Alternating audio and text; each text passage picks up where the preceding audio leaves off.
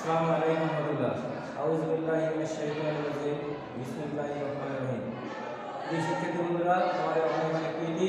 আজকে আমি শুরু করছি আজকের অনলাইন ভিত্তিক পাঠদান বিষয় আলোচনা। আজকের আলোচনার বিষয়বস্তু স্থিতিবিদ্যা। আলোচনার শুরুতে আমি আমার পরিচয় তোমাদের সামনে তুলে ধরে আমার ক্লাস শুরু করব ইনশাআল্লাহ। আমি মোহাম্মদ নুর ইসলাম, প্রভাষক বালারহাট আদর্শ ইসলাম কলেজ, নাওডাঙ্গা, ফুলবাড়ি, কুড়িগ্রাম। প্রিয় শিক্ষার্থী বন্ধুরা, আমি ক্লাসের শুরুতেই তোমাদের দুই একটি কথা বলে আমার মূল আলোচনা আমি চলে যাব। বর্তমান এই করোনা পরিস্থিতিতে যে আমাদের দিকগুলো অনুসরণ করতে হবে সেগুলো হচ্ছে আমাদেরকে সর্বদাই মাস্ক পরিধান করতে হবে, স্বাস্থ্যবিধি মেনে চলতে হবে, নিরাপদ ও সামাজিক দূরত্ব বজায় রেখে পথ চলতে হবে। আমি নিজে এগুলো অনুসরণ করি এবং অন্যকে অনুসরণ করার জন্য উৎসাহিত করি। এই শিক্ষার্থী বন্ধুরা, আর তাহলে আলোচনা নয়, আর কোনো কথা নয়, আমরা এখন মূল আলোচনায় চলে যাচ্ছি। আমাদের যে মূল আলোচনার বিষয়বস্তু হলো, এখানে আলোচ্য সূত্রে রেখে দিয়েছি যে স্থিতিবিদ্যা। গত ক্লাসে স্থিতিবিদ্যা সম্পর্কে কিছু আলোকপাত করেছিলাম। গত ক্লাসে আমি শেষ করেছিলাম যে স্থিতিবিদ্যা আমাদের হলো স্থিতিবিদ্যা ছিল কি বলবিদ্যা থেকে ছাড়া স্থিতিবিদ্যা সৃষ্টি হয় না। কিন্তু আমি গতকাল শেষ করেছি কি যে কিভাবে বলবিদ্যার উৎপত্তি হয়, সৃষ্টি হয়। এখন এই বলবিদ্যা আমাদের আজকের যে আলোচনা, বলবিদ্যা হচ্ছে বল সংশ্লিষ্ট জ্ঞান। তাহলে এখানে আমরা শব্দ তৈরি করে রাখলাম বলবিদ্যা হচ্ছে বল। আর তাহলে এখানে বিদ্যাতে আমি বাদ দিয়ে বল থাকতেছে। এখন বিদ্যা আলোচনা আমরা যাচ্ছে আলোচনা করব। বিদ্যা একটা হচ্ছে জ্ঞান। বিদ্যা হলো একটা জ্ঞানের ভান্ডার। কারণ বিদ্যা না থাকলে কোনো জ্ঞানই থাকে না। তাহলে আমরা এখানে বিদ্যাটা জ্ঞান মিলে আছে। বিদ্যা হচ্ছে জ্ঞান মিলে আছে। অর্থাৎ জ্ঞান অর্জন করতে গেলে আমাকে আলোচনা করতে হয়, আমাকে পড়তে হয়, আমাকে লিখতে হয়, ভাবে প্রকাশ করতে হয়। আমরা যেমন যে সূরা আলাকের প্রথম শব্দ ইকরা মানে পড়ো। আর সূরা আলাকের 4 নম্বর আয়াতে বলা হয়েছে বিসমিল্লাহির রহমানির রহিম, আল্লাহ দিয়ে আল্লাহর কালাম। তোমরা কলমের সাহায্যে দাও, কলম।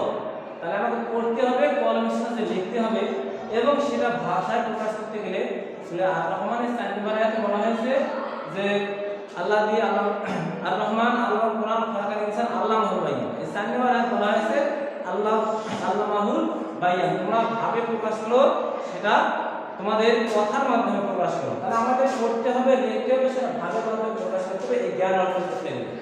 তাহলে আমাদের এই বিদ্যাটা হচ্ছে সেই জ্ঞান। তাহলে বলবিদ্যা হচ্ছে বল সংশ্লিষ্ট জ্ঞান। বলবিদ্যা হচ্ছে বল সংশ্লিষ্ট জ্ঞান। আমি যদি বিদ্যা বাদ দিই তাহলে থাকে বল।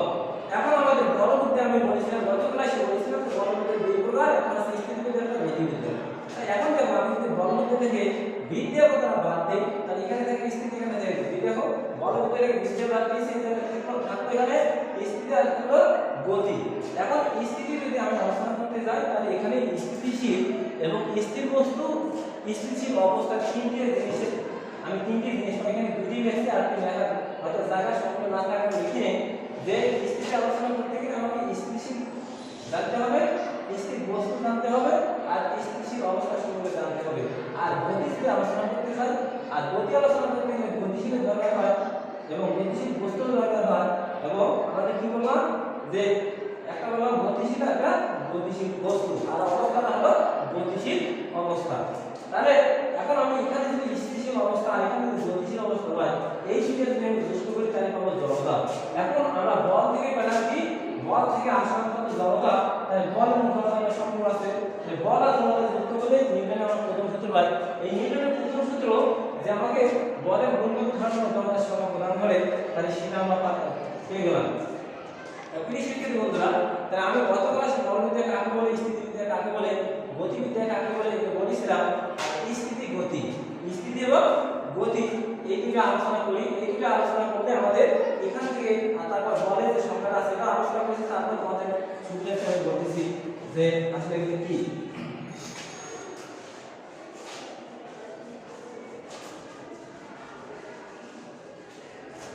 দেখো আমরা বলেছিলাম যে স্থিতি এবং গতি আলোচনা করব সময়ের পরিবর্তনের সাথে। সময়ের পরিবর্তনের সাথে পারিপার্শ্বিকের সাপেক্ষে যখন কোনো বস্তুর অবস্থানের পরিবর্তন করে না, যেই অবস্থানে আছে সেই একই অবস্থানে যদি অবস্থান করে, কোনো অবস্থানে পরিবর্তন না করে, সেটা হলো স্থিতিশীল। যেহেতু স্থির আছে, এই স্থির থাকাকে বলা হয় স্থির।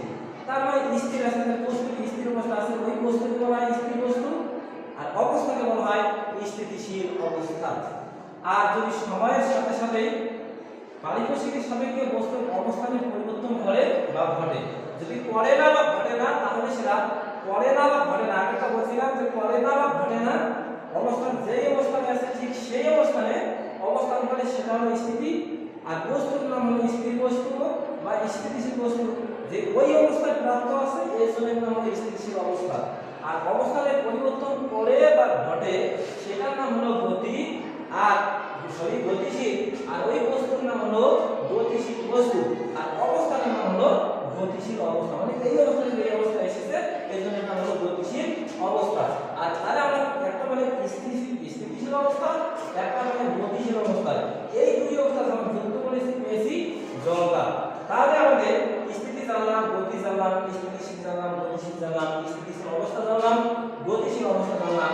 এখন আমরা জানবো যে জড়তাটা কি। এই জড়তার অপর একটি নাম আছে, সেটাকে বলা হয় জাড্য, সেটাকে ইংরেজিতে বলা হয় ইনারটিয়া।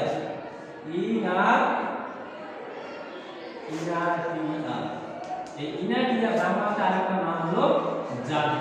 এই জাড্য মানে জড়তা। বস্তু যে অবস্থা আছে সিম্পল সেই অবস্থা থাকতে চাওয়ার যে প্রবণতা, যে ধর্ম, সেটাই হলো জড়তা।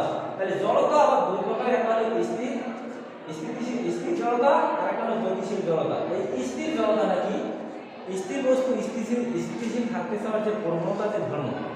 স্থির বস্তু স্থিতিশীল থাকতে চাওয়ার যে প্রবণতা, যে ধর্ম, সেটাই হচ্ছে আমাদের স্থিতি জড়তা। আর গতিশীল বস্তু গতিশীল অবস্থা থাকতে চাওয়ার যে প্রবণতা, যে ধর্ম, সেটা গতিশীল অবস্থা। মানে এই দুই অবস্থা মিলে হয় জড়তা।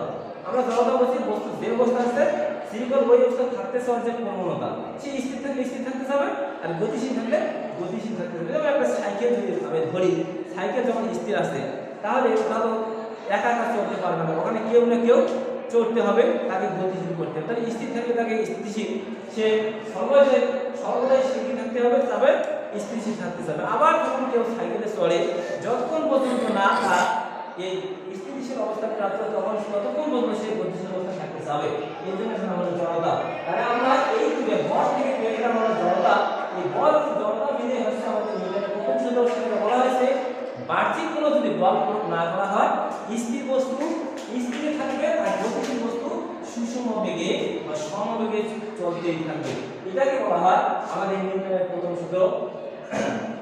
এই নিউটনের প্রথম সূত্র যে আমি ব্যাখ্যা করতে যাই, আমরা একটা বাস যদি ধরি, বাস স্থির অবস্থা আছে, সেখানে একজন যাত্রী এই সিটের মধ্যে স্থির অবস্থা বসে আছে। হঠাৎ করে যদি সে বাসটি চলতে শুরু করে, তখন তার পিছনের দিকে গতিশীল হয়, তখন সে পিছনের দিকে হেলে পড়ে।